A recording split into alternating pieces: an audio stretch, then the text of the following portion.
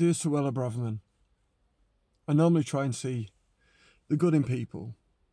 So I'm going to assume that you have some sort of mental health issue rather than you are just plain evil, because I find it quite hard to feel that someone could be evil. But with everything that's going on, this new war that you've just picked, to the most vulnerable people in our country, the people with the least voice, the least ability to fight back, the least ability to even give their own points of view, the homeless. I find it beyond repugnant.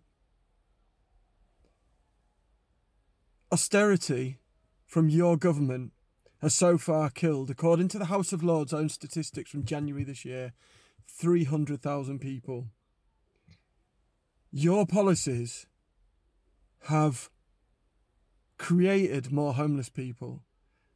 Your policies and lack of services through austerity has removed the support for people with mental health issues, for drug addiction, for those fleeing domestic abuse to get the support that they need, putting them in homelessness states, and the shelters that were there and the charities that support them have been defunded, meaning there's less support.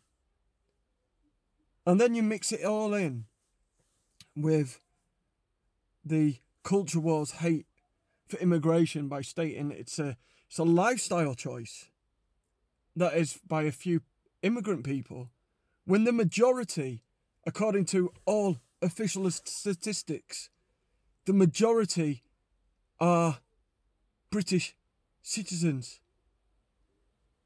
So not only are you fighting a war against the most vulnerable people, you are lying again. How dare you? How dare you sit in your privilege and wealth and attack the most vulnerable people in our communities?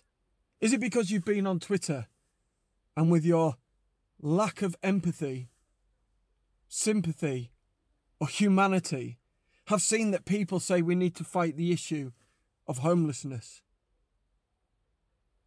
And you've decided that the response to that is to stop charities giving those people tents. And then what?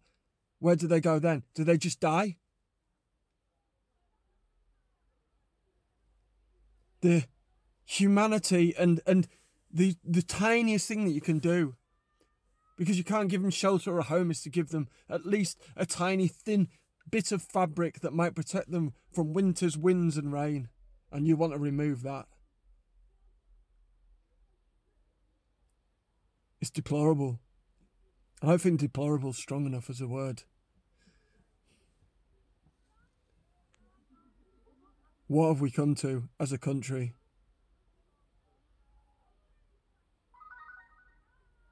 It's enough to make people cry, both in disgust and shame. It's inhuman, utterly inhuman.